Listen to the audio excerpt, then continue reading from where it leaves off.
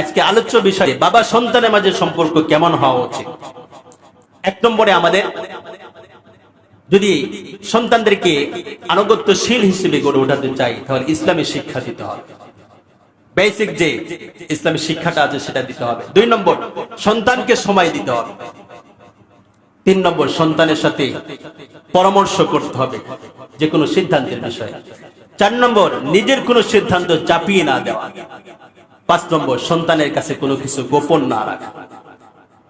এভাবে যদি আমাদের প্রাথমিক ভাবে যদি আমরা এগুলো করতে পারি, তা আশা করা যায় আমাদের সন্তানগুলো আমাদের আনুগত্য করবে এবং আমাদের কথাগুলো শুনবে।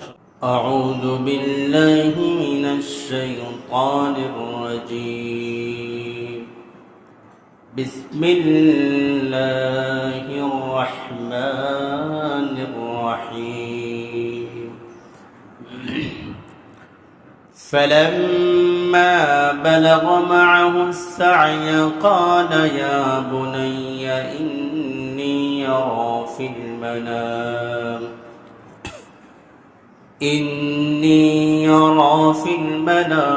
أني يذبحك فانظر ماذا ترى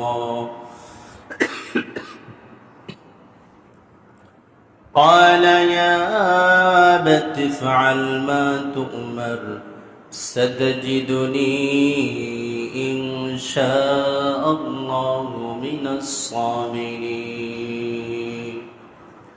فلما أسلما وتله للجبين وناديناه أن يا إبراهيم قد صدقت الرؤيا إنا كذلك نجزي المحسنين صدق الله المولانا العظيم وصدق رسوله النبي الكريم ونحن على ذلك لمن الشاكرين والشاهدين الحمد لله رب العالمين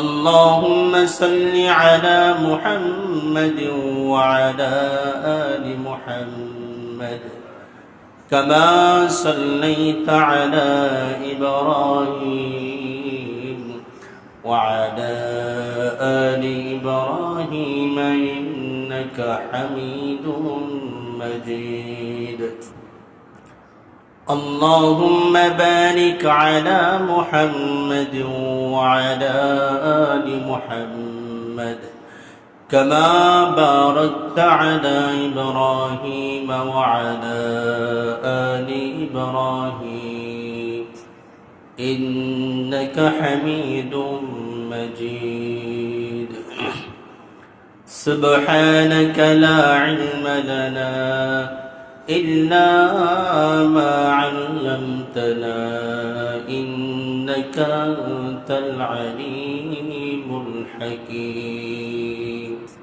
الحمد لله আল্লাহ তাআলা দরবারে লাখ কোটি শুকর ও সুজুদ যে মহান রব্বুল আলামিন আমাদেরকে এই ফিতনা ফাসাদের যুগে এখনো পর্যন্ত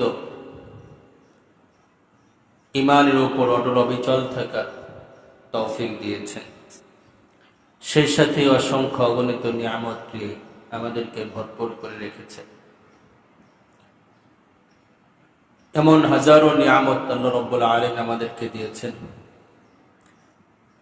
যার একটা নিয়ামতের সামান্য কমতি যদি হয় তাহলেই আমাদের জীবন নাশ হয়ে যাবে, আমাদের জীবন পরিচালনা কষ্টকর হবে, অসম্ভব হয়ে পড়বে। এমন হাজারো নিয়ামত আল্লাহ রাব্বুল আলামিন আমাদেরকে দিয়েছেন, যে নিয়ামতগুলো আমরা কখনোই চাইনি, যে নিয়ামতগুলো আমরা কখনো প্রার্থনা করিনি।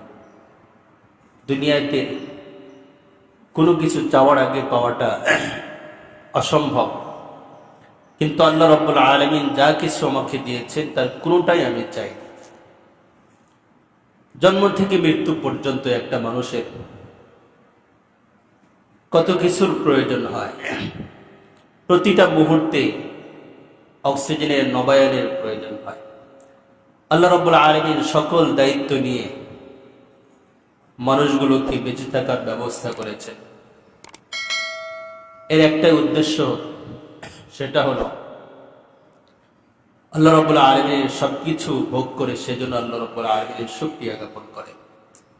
এই জন্য মহান রাব্বুল আলামিনের দরবারে শুকরিয়া জ্ঞাপন করি, আলহামদুলিল্লাহ। লাখ কোটি দরুদ ও সালাম বিশ্ব নবী মানবতার দূত আখিরি নবী বিশ্ব নবী হযরত মুহাম্মদ সাল্লাল্লাহু আলাইহি ওয়াসাল্লামের উপর। রাসূল করিম সাল্লাল্লাহু আলাইহি ওয়াসাল্লামের অবদান আমাদের জীবনের প্রতিটা মুহূর্তে ফুটে উঠছে। আমরা যেমন ভাবে জীবন পরিচালনার ক্ষেত্রে রাসূল সাল্লাল্লাহু আলাইহি ওয়াসাল্লামকে আমরা সামনে পাচ্ছি, তেমনি ভাবে দুনিয়াবী জিন্দেগির ক্ষেত্রেও রাসূল সাল্লাল্লাহু আলাইহি ওয়াসাল্লাম আমাদের আইডল। সকল ক্ষেত্রে তিনি আমাদেরকে ডিরেকশন দিয়েছেন, দিক নির্দেশনা দিয়েছেন। এজন্য এর শুকরিয়া হবে রাসূল সাল্লাল্লাহু আলাইহি ওয়াসাল্লামের প্রকৃত অনুসারী হিসেবে নিজেকে গড়ে ওঠা। একদিকে আল্লাহ রাব্বুল আলামিনের প্রকৃত বান্দা হিসেবে নিজেকে গড়ে ওঠাবো, অন্যদিকে রাসূল সাল্লাল্লাহু আলাইহি ওয়াসাল্লামের প্রকৃত অনুসারী, প্রকৃত মুত্তাবি হিসেবে নিজেকে গড়ে ওঠাবো। তাহলেই আল্লাহর রাসূলের শুকরিয়া জ্ঞাপন করা হবে। গত সপ্তাহে আমরা আলোচনা করেছিলাম ইব্রাহিম আলাইহিস সালাতু ওয়াস সালামের সফলতার কারণ, কি কি ভূমিকা পালন করেছিলেন সফলতার জন্য। প্রতিটা মানুষ তার জীবনের মধ্যে সফল হতে চায়।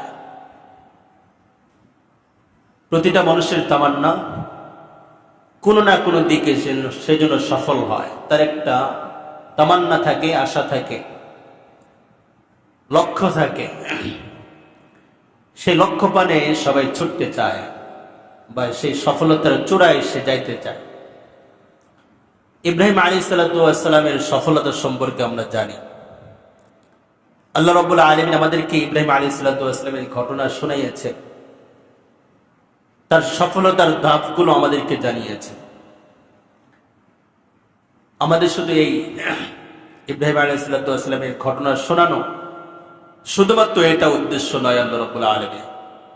উদ্দেশ্য হলো এই ঘটনা থেকে যেন প্রকৃত শিক্ষা অর্জন করে প্রতিটি বান্দা যেন ইব্রাহিম আলাইহিস সালাতু ওয়াস সালামের প্রকৃত সন্তান হিসেবে গড়ে উঠতে পারে। আমাদের জাতির পিতা হলেন ইব্রাহিম আলাইহিস সালাতু ওয়াস সালাম। তার প্রকৃত সন্তান হিসেবে তাকে আমরা কতটুকু অনুসরণ করি সেটাই আল্লাহ রাব্বুল আলামিন দেখবেন। শুধুমাত্র হজের মধ্যে, শুধুমাত্র কোরবানির মধ্যেই যে ইব্রাহিম আলাইহিস সালাতু ওয়াস সালামকে স্মরণ করতে হবে, এই উদ্দেশ্যে আল্লাহ রাব্বুল আলামিন এই ঘটনাগুলো বর্ণনা করেননি। প্রকৃত শিক্ষা যে ব্যক্তি এর থেকে নিতে পারবে, তার উদ্দেশ্যে আল্লাহ রাব্বুল আলামিন এই ঘটনাগুলো বর্ণনা করেছেন। এই জন্য গত সপ্তাহে আমরা আলোচনা করেছিলাম ইব্রাহিম আলাইহিস সালাতু ওয়াস সালামের সফলতার কারণ, কিভাবে তিনি সফল হয়েছে, কোন ধাপগুলো তিনি অতিক্রম করেছেন। আমরা যদি জীবনে সফল হতে চাই তাহলে সেভাবেই ইব্রাহিম আলাইহিস সালাতু ওয়াস সালামের ধাপগুলো আমাদের অতিক্রম করতে হবে। তার এক নম্বর ধাপ ছিল তিনি ছিলেন সৎ এবং সঠিক পথের পথিক ছিলেন। 2 নম্বর ছিল সাহসিকতা। 3 নম্বর ছিলেন তিনি প্রতিবাদী। 4 নম্বর ছিলেন সত্যের পথে অনড়। 5 নম্বরে ছিলেন তিনি ধৈর্যশীল। 6 নম্বর আল্লাহ রাব্বুল আলামিনের কাছে সৎ সন্তানের মাধ্যমে তিনি সহযোগিতা চেয়েছিলেন এবং ধারাবাহিকভাবে তিনি পরীক্ষার সম্মুখীন হয়েছেন, পরীক্ষার মুখোমুখি হয়েছেন। সকল ক্ষেত্রে তিনি ধৈর্য ধারণ করেছেন এবং এক পর্যায়ে তিনি সফল হয়েছেন। আমরা ধৈর্যের যে ব্যাখ্যাটা দেই গত সপ্তাহে আমরা বলেছিলাম, ধৈর্যের অর্থ এটা নয় যে কোনো কাজ, কোনো প্রতিবন্ধকতা যখন সামনে আসবে, সেই প্রতিবন্ধকতার কারণে নিজেকে গুটিয়ে নিয়ে ধৈর্য ধারণ করে বসে থাকা। এই শিক্ষা কোনো নবী, কোনো আম্বিয়া আলাইহিস সালাম কখনোই আমাদেরকে দেননি। সেই সাথে ইব্রাহিম আলাইহিস সালাম আমাদেরকে দেননি। তিনি আমাদেরকে শিক্ষা দিয়েছেন ধৈর্যের শিক্ষা এভাবে, যখন কোনো প্রতিবন্ধকতা সামনে আসবে তখন সেই প্রতিবন্ধকতাকে উপেক্ষা করে সামনে পানে অগ্রসর হওয়া। এটাই হলো আমাদের ধৈর্য এবং সবরের শিক্ষা দিয়েছেন ইব্রাহিম আলাইহিস সালাম। এজন্য আমরাও যদি সফল হতে চাই দুনিয়াতে এবং আখিরাতে, তাহলে ইব্রাহিম আলাইহিস সালামের সেই শিক্ষাগুলো যদি আমরা আমাদের জীবনের মধ্যে বাস্তবায়ন করতে পারি, তাহলে আমরা সফল হতে পারবো ইনশাআল্লাহ। আজকে আমরা আলোচনা করব ইব্রাহিম আলাইহিস সালাম এবং ইসমাইল আলাইহিস সালামের মাঝে সম্পর্কটা কেমন ছিল। এর থেকে আমরা একটা পয়েন্ট বের করেছি, সেটা হলো বাবা এবং সন্তানের মাঝে কেমন সম্পর্ক হওয়া উচিত। আমরা তো জীবনে অনেক ঘটনা শুনেছি। কুরবানি আসলে আমাদের ইব্রাহিম আলাইহিস সালামের ঘটনা আমরা প্রতিটা ব্যক্তি শুনতে পাই। এজন্য আমি এই ঘটনাগুলো থেকে কি কি শিক্ষা আমরা অর্জন করতে পারবো, সেই শিক্ষা নিয়ে আমি একটু আলোচনা করবো ইনশাআল্লাহ। এজন্য আজকে আলোচনার বিষয় আমি নির্ধারণ করেছি বাবা সন্তানের মাঝে সম্পর্কটা কেমন হওয়া উচিত। ইব্রাহিম আলাইহিস সালাম তার সন্তান ইসমাইল আলাইহিস সালামের মাঝে কেমন সম্পর্ক ছিল, সেই সম্পর্ক বানাতে হলে কি কি পদক্ষেপ আমাদেরকে নিতে হবে, এটা আমাদের সমাজের মধ্যে সবচেয়ে গুরুত্বপূর্ণ পয়েন্ট। বর্তমানে সমাজের মধ্যে সবচাইতে পারিবারিকভাবে মানুষ বেশি সংকটাপূর্ণ অবস্থায় আছে। বাবা সন্তানের মাঝে সম্পর্কটা নেই। সন্তান বাবাকে দেখতে পায় না, বাবা সন্তানকে দেখতে পায় না। বাবা সন্তানকে ঠকায়, সন্তান বাবাকে ঠকায়। বাবা সন্তানের উপর জুলুম করে, সন্তান বাবার উপর জুলুম করে। প্রতিনিয়ত এই ঘটনাগুলোর সম্মুখীন আমরা হচ্ছি। সমাজের মধ্যে এই ঘটনাগুলোর পুনরাবৃত্তি হচ্ছে এবং আস্তে আস্তে ধীরে ধীরে এই ঘটনাগুলো অনেক দূর পর্যায়ে চলে যাচ্ছে এবং জাহেলি যুগকে আমরা জাহেলি যুগ বলি। খারাপ ভাষায় বা খারাপ সেন্সে আমরা সেগুলোকে আমরা স্মরণ করি। সেই যুগের চাইতে আমরা জঘন্যতম যুগের দিকে ধাবিত হচ্ছে। আমাদের মাঝে সন্তান এবং বাবার যে সম্পর্কটা হওয়া উচিত, এই শিক্ষাটা না থাকার কারণে মূলত আমরা পারিবারিকভাবে দ্বন্দ্বের মধ্যে আছি, অশান্তির মধ্যে আছি। এজন্য ইব্রাহিম আলাইহিস সালাম এবং ইসমাইল আলাইহিস সালামের যে সম্পর্কটা ছিল, আল্লাহ রাব্বুল আলামিন যেভাবে তাদের ঘটনাগুলো বর্ণনা করেছেন, এই সম্পর্ক থেকে আমরা কিছু শিক্ষা নেব। কেমন সম্পর্ক ছিল, কিভাবে তারা তাদের সম্পর্কটা বজায় রাখতেন এবং এই সম্পর্ক, এত সুন্দর সম্পর্কের জন্য তাদের কি কি করতে হয়েছে এবং আমাদের কি করা উচিত। এক নম্বরে, প্রতিটা বাবা চায় তার সন্তান তার আনুগত্যশীল হোক।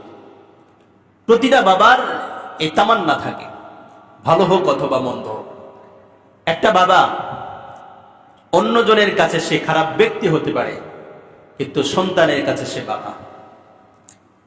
সন্তানের কাছে একজন বাবা একজন আইডল হতে চায়, আমাকে অনুসরণ করবে, আমাকে ফলো করবে, আমার কথা মানবে, আমার আনুগত্যশীল হবে। একজন বাবা তার সন্তানের কাছ থেকে এটা চায়।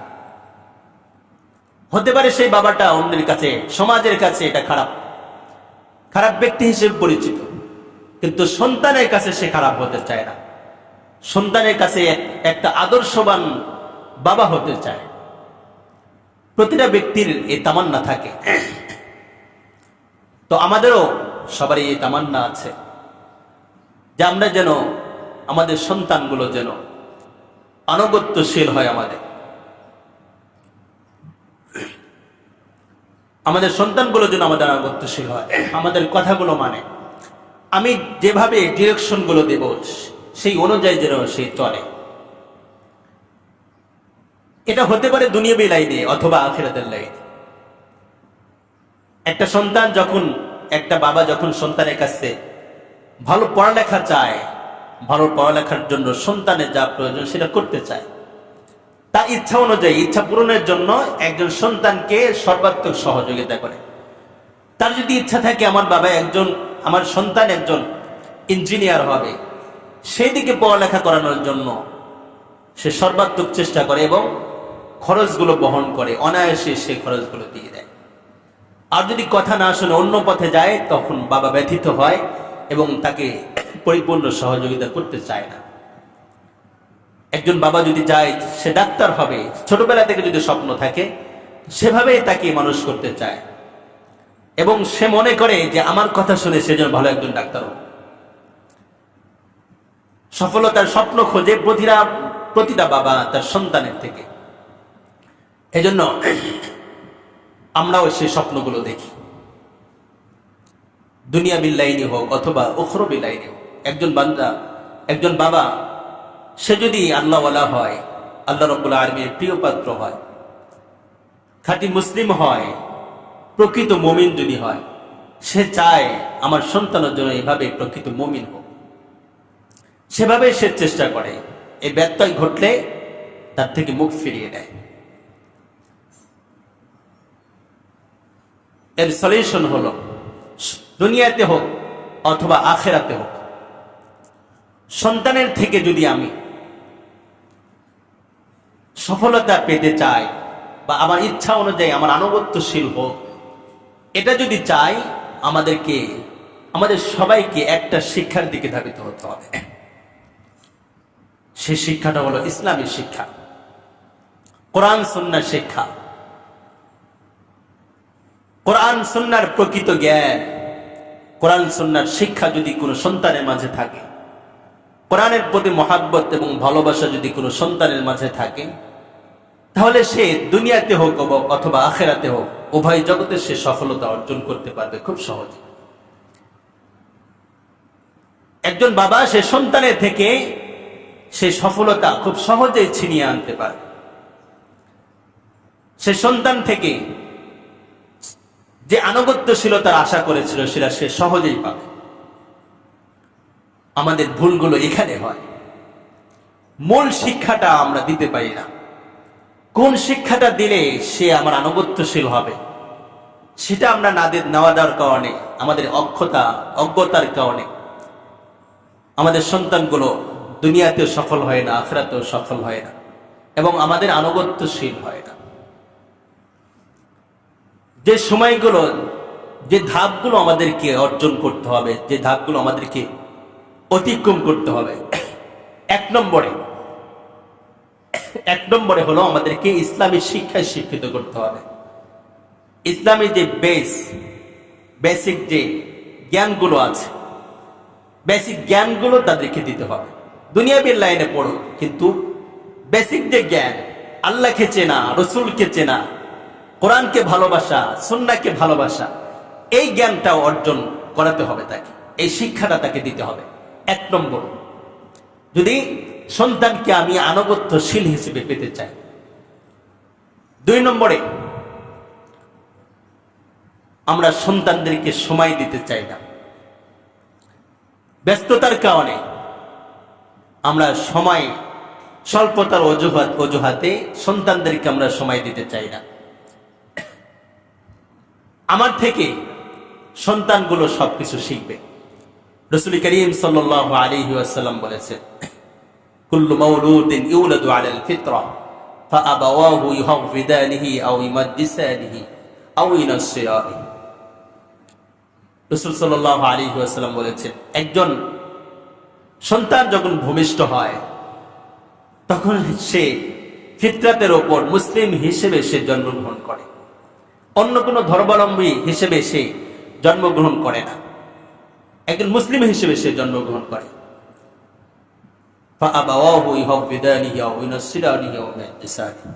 এরপরে বাবা মা তাকে কি করে?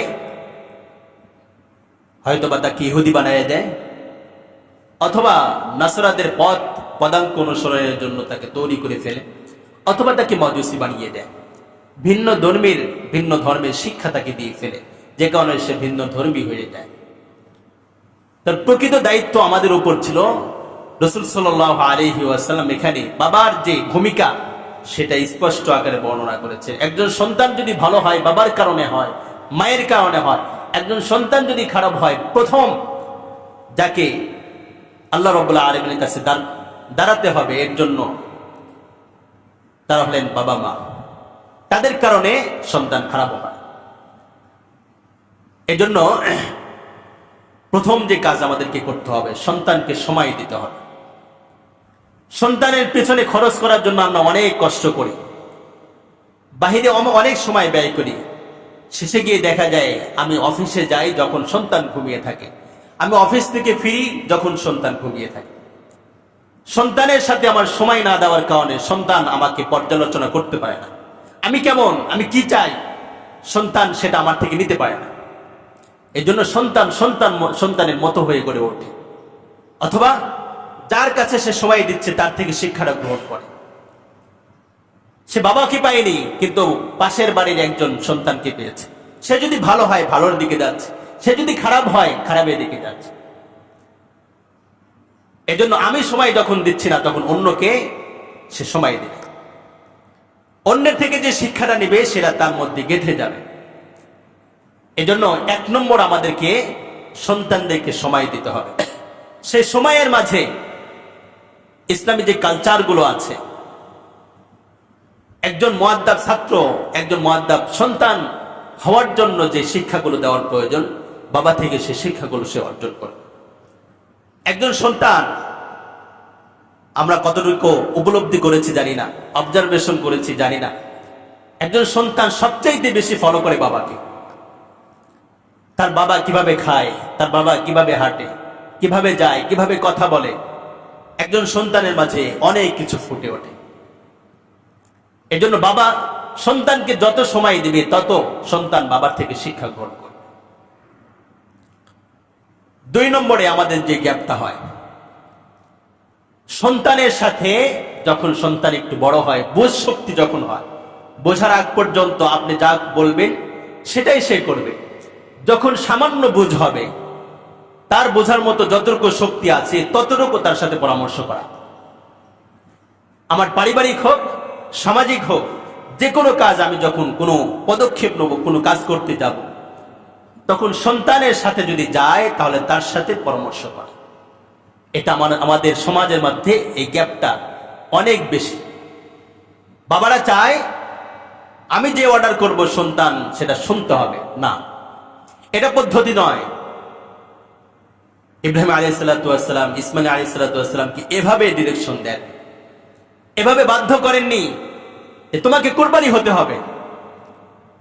ইব্রাহিম আলাইহিস সালাতু ওয়াস সালাম বলেছেন, ফালাম্মা বালাগা মাআহু সাইয়া ক্বালা ইয়া বুনাইয়া ইন্নী আরা ফিল মানাম আন্নী আযবাহুকা ফানজুর মাযা তারা। হে সন্তান, ইয়া বুনাইয়া, আদর করে বলেছেন হে সন্তান, হে আমার প্রিয় সন্তান, ইন্নী আরা ফিল মানাম, আমি স্বপ্নে দেখেছি, আন্নী আযবাহুকা ফানজুর মাযা তারা, আমি স্বপ্নে দেখেছি যে তোমাকে আমি জবাই করছি, এ ব্যাপারে তোমার মতামতটা কি একটু বলো। এখানে বলেননি সুতরাং তুমি জবাইয়ের জন্য প্রস্তুতি হয়ে যাও। তিনি সন্তান থেকে মতামত নিয়ে তিনি তো সেটা করবেন। আল্লাহ রাব্বুল আলামিন অর্ডার করেছেন স্বপ্নের মাধ্যমে, সেটা অবশ্যই বাস্তবায়িত করবেন। কারণ ইতিপূর্বে অনেক শিক্ষা, অনেক ধাপ তিনি অতিক্রম করেছেন, অনেক পরীক্ষার সম্মুখীন হয়েছে, কিন্তু সহজ পন্থা তিনি অবলম্বন করেছেন। যদি সন্তান থেকে সেই রায়টা নিতে পারি সেটা সহজ হবে। একজন সন্তানকে জোরপূর্বক তাকে কখনোই জবাই করা সম্ভব নয়। এই জন্য তিনি পরামর্শ করেছেন তোমার মতামতটা কি আমাকে একটু বলো। সন্তানের কাছে এভাবেই নিজের অভিব্যক্তগুলো এগুলো তার কাছে ব্যক্ত করা, অভিমতগুলো ব্যক্ত করা, যে সন্তান কি বলে, আমি যেটা করতে যাচ্ছি। সন্তান যদি ভিন্ন কথা বলে তাকে অন্যভাবে বোঝানো। যখন এই বুঝটা দিবেন তখন সে সহজে মেনে নেবে। আর যখন জোরপূর্বক কোনো কাজ করবেন তখন সে বিগড়ে যাবে। আজকে আপনার কথা শুনছে, কালকে শুনবে না। আমাদের সন্তান এবং পিতার মাঝে এই গ্যাপটা থাকার কারণে বর্তমানে সন্তানরা পিতামাতার কথা শোনে না। প্রথমত আমরা সন্তানকে সময় দিচ্ছি না, দ্বিতীয়ত সন্তানের সাথে কোনো পরামর্শ করি না, যে কোনো লেভেলের কাজ হোক। 3 নম্বর, নিজের কোনো সিদ্ধান্ত চাপিয়ে না দেওয়া। একজন সন্তানকে বাবা অবজারভেশন করবে, এটা আমাদের অনেক ঘাটতি রয়েছে। একজন বাবা চায় সন্তান ইঞ্জিনিয়ার হোক, কিন্তু সন্তান চায় না আমি ইঞ্জিনিয়ার হই, সন্তান চায় আমি ডাক্তার হব, তাহলে তাকে ডাক্তার বানানো। একজন সন্তান চায় আমি মাদ্রাসায় পড়বো, বাবা চায় স্কুলে পড়াবে, তাহলে স্কুলে পড়ানোর প্রয়োজন নেই, মাদ্রাসা পড়াবে। সন্তান কি চায় সেটা যদি সৎ পথ হয় সেটাকেই নির্বাচন করা, সেটা যদি ভালো হয় তার জন্য।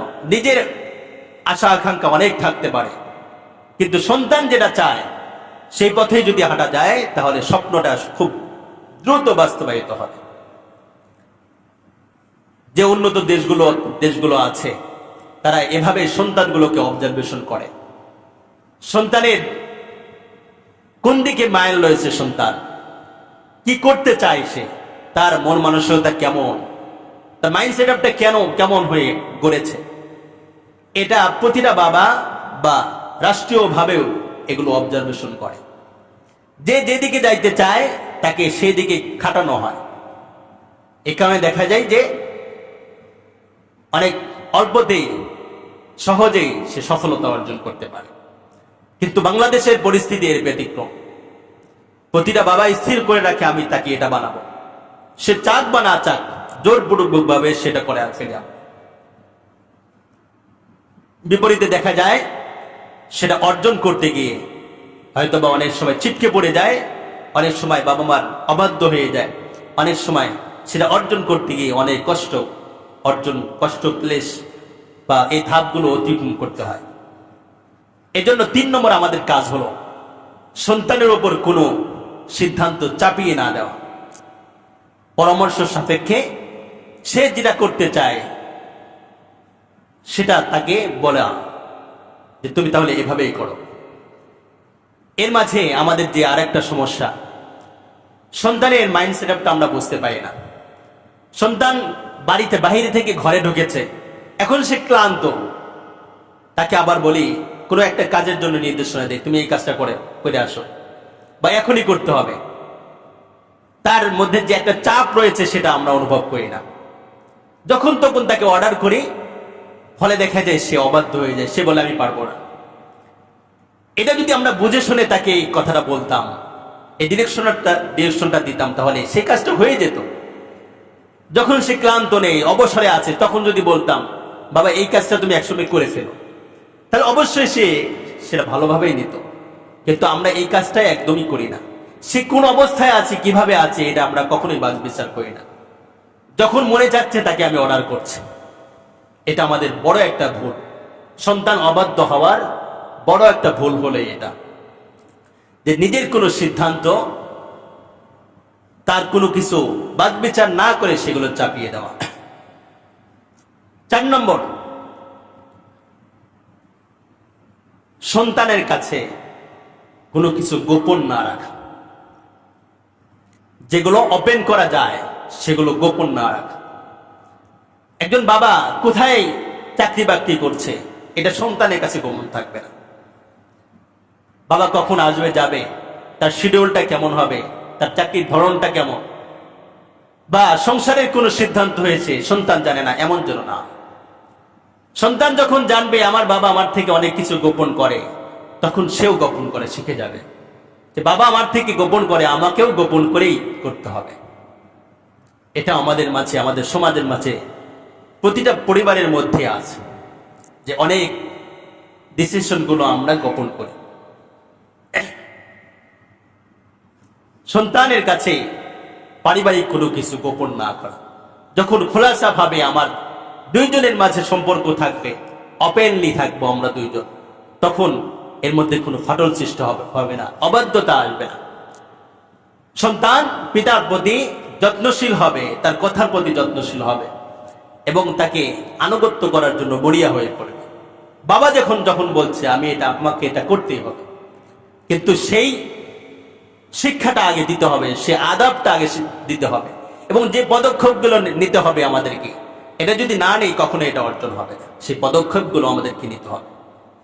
ইব্রাহিম আলাইহিস সালাতু ওয়াস সালাম ইসমাঈল আলাইহিস সালাতু ওয়াস সালামকে এভাবেই করে উঠাইছিলেন। এজন্যই ফালাম্মা বালাগা মাহুস সায়া, একজন সন্তান প্রাপ্তবয়স্ক হওয়ার জন্য কত বয়সের প্রয়োজন? 13, 14, 15 এরকম। ওই সময়ে একজন সন্তান, আমাদের বর্তমানের সন্তানগুলো কিছুই বোঝে না, বা তাদেরকে আমরা একেবারে স্বাধীনভাবে ছেড়ে দিই। ওই সময়ে ইব্রাহিম আলাইহিস সালাতু ওয়াস সালাম তার সন্তানকে বলেছেন ফালাম্মা বালাগা মাহুস সায়া, যখন তিনি প্রাপ্তবয়স্কের উপনীত হয়েছিলেন, তখন এই কথাটা বলেছেন যে ইন্নী আরা ফিল মানাম আন্নী আযবাহুকা ফানজুর মাযা তারা, আমার রব আমাকে স্বপ্ন দেখিয়েছে। এই বয়সের মধ্যেও ইসমাঈল আলাইহিস সালাতু ওয়াস সালাম রবকে চিনে ফেলেছিলেন। রবকে, কোন সত্তা সে, যার স্বপ্ন ওভারটেক করা যায় না, এই শিক্ষাটা তিনি অর্জন করেছিলেন। রবকে চিনেছিলেন এবং এটাও তিনি অনুধাবন করেছিলেন যে রবের কথা ওভারটেক করা যায় না। ক্বালা ইয়া আবাতি ফাআল মা তু'মার, তিনি দীপ্ত কণ্ঠে ঘোষণা দিয়েছিলেন, বাবা আপনাকে যে নির্দেশনা দেওয়া হয়েছে এই নির্দেশনা অনুযায়ী আপনি কাজ করেন। ক্বালা ইয়া আবাতি ফাআল মা তু'মার সাতাজিদুনি ইনশাআল্লাহু মিনাস সাবিরিন, আপনি আমাকে ধৈর্যশীলদের অন্তর্ভুক্ত পাবেন। এটা কম কথা নয়। আমাদের সমাজের মাঝে এরকম সন্তান আমরা কখনোই উপহার দিতে পারবো না। কারণ হলো, ছোটবেলা থেকে ইসমাঈল আলাইহিস সালাতু ওয়াস সালাম যেভাবে শিক্ষাটা পেয়েছিলেন, রবকে যেভাবে চিনেছিলেন, রবের ডিরেকশন কিভাবে মূল্যায়ন করতে হয় এটা যখন শিখেছিলেন তিনি, তখন তিনি এই কথাটা বলতে পেরেছিলেন, ইয়া আবাতি ফাআল মা তু'মার সাতাজিদুনি ইনশাআল্লাহু মিনাস সাবিরিন। ফালাম্মা আসলামা ওয়া তাল্লাহু লিল জাবিন ওয়ানাদাইনাহু আন ইয়া ইব্রাহিম قد صدقت الرؤيا إنا كذلك نجزي المحسنين। ইব্রাহিম আলাইহিস সালাতু ওয়াস সালামকে আল্লাহ রাব্বুল আলামিন বলেছেন, قد صدقت الرؤيا, তুমি তোমার স্বপ্নকে বাস্তবায়িত করেছো, বাস্তবে রূপ দিয়েছো, আমি খুশি হয়েছি। এটা তো শুরুতেই তিনি বলেননি, যখন শেষ পর্যায়ে স্বপ্নের বাস্তবায়িত হয়েছে তখন আল্লাহ রাব্বুল আলামিন ঘোষণা দিয়েছে। এই স্বপ্নকে বাস্তবায়িত করার জন্য ইব্রাহিম আলাইহিস সালাতু ওয়াস সালামকে অনেক কুরবানি দিতে হয়েছে। সন্তানকে আনুগত্যশীল হিসেবে তিনি ওই গড়ে উঠাইয়াছিলেন, এই জন্যই এই স্বপ্নটা বাস্তবায়িত হয়েছে। শুধুমাত্র নিজের অর্জন নয়, ইসমাঈল আলাইহিস সালাতু ওয়াস সালামের ভূমিকাও এখানে নিহিত রয়েছে। এই জন্য আল্লাহ রাব্বুল আলামিন বলেছেন যে ইসমাঈল আলাইহিস সালাতু ওয়াস সালাম তখন বলেছেন, সাতাজিদুনি ইনশাআল্লাহু মিনাস সাবিরিন। ফালাম্মা আসলামা ওয়া তাল্লাহু লিল জাবিন, ইসমাঈল আলাইহিস সালাতু ওয়াস সালামকে এভাবে শুইয়ে দিয়েছিলেন। তাফসীরের মধ্যে এসেছে যে কাত করে শুয়ে দেওয়ার কারণটা হলো যাতে করে ইব্রাহিম আলাইহিস সালাতু ওয়াস সালাম এবং ইসমাঈল আলাইহিস সালাতু ওয়াস সালামের মাঝে যদি চোখাচোখি হয়ে যায়, একজন আরেকজনকে যদি দেখতে পায়, চিৎ করে শোয়াইলে একজন আরেকজনকে দেখতে পায়, যাতে করে মায়া কাজ না করে। আল্লাহ রাব্বুল আলামিন অর্ডার পালন করছে, এর মধ্যে মায়া থাকলে কখনোই সম্ভব হবে না। এজন্য উপর করে শুয়েছিলেন, যাতে করে একজন আরেকজনকে না দেখতে পায়, বা ইসমাঈল আলাইহিস সালাতু ওয়াস সালাম ইব্রাহিম আলাইহিস সালাতু ওয়াস সালামকে দেখতে না পায়। ওয়ানাদাইনাহু আইয়া ইব্রাহিম, আল্লাহ রাব্বুল আলামিন বলছেন, তখন আমি ইব্রাহিমকে ডাকলাম, হে ইব্রাহিম, قد صدقت الرؤيا, তুমি তোমার স্বপ্নকে বাস্তবায়িত করেছো। ইন্না কাযালিকা নাজজিল মুহসিনিন, এভাবেই আমি যারা মুহসিনিন থাকবে, সৎকর্মশীল থাকবে, তাদেরকে এভাবেই আমি পুরস্কৃত করি। শুরুতেই পুরস্কৃত করি না, অনেক ধাপ যখন অতিক্রম করে, যখন আমার কথাগুলো বাস্তবায়িত করে, আমার অর্ডারগুলো যখন পুঙ্খানুপুঙ্খভাবে সে পালন করে, তখনই তার আমি প্রতিদান দিই। ইব্রাহিম আলাইহিস সালাতু ওয়াস সালাম এভাবেই প্রতিদান পেয়েছিলেন এবং খলিলুল্লাহ উপাধি পেয়েছিলেন। এজন্য আমাদের শুধুমাত্র ঘটনা যেন আমাদের মূল ফোকাস না হয়, ঘটনাগুলো থেকে আমরা শিক্ষা অর্জন করব। ইব্রাহিম আলাইহিস সালাতু ওয়াস সালাম এবং ইসমাঈল আলাইহিস সালাতু ওয়াস সালামের সম্পর্কটা কেমন ছিল, এজন্য আজকে আলোচ্য বিষয় ছিল যে বাবা সন্তানের মাঝে সম্পর্ক কেমন হওয়া উচিত। এক নম্বরে আমাদের যদি সন্তানদেরকে আনুগত্যশীল হিসেবে গড়ে ওঠাতে চাই, তাহলে ইসলামী শিক্ষা দিতে হবে। বেসিক যে ইসলামী শিক্ষাটা আছে সেটা দিতে হবে। 2 নম্বর, সন্তানকে সময় দিতে হবে। 3 নম্বর, সন্তানের সাথে পরামর্শ করতে হবে যে কোনো সিদ্ধান্তের বিষয়ে। 4 নম্বর, নিজের কোনো সিদ্ধান্ত চাপিয়ে না দেওয়া। 5 নম্বর, সন্তানের কাছে কোনো কিছু গোপন না রাখা। এভাবে যদি আমাদের প্রাথমিক ভাবে যদি আমরা এগুলো করতে পারি, তা আশা করা যায় আমাদের সন্তানগুলো আমাদের আনুগত্য করবে এবং আমাদের কথাগুলো শুনবে, আল্লাহ রাব্বুল আলামিনকে চিনবে, তার অর্ডারগুলো ওভারটেক করবে না। আল্লাহ রাব্বুল আলামিন আমাদেরকে বোঝার এবং আমল করার তৌফিক দান করুন। ওয়া মা আলাইনা ইল্লাল বালাগ। আসসালামু আলাইকুম ওয়া রাহমাতুল্লাহ।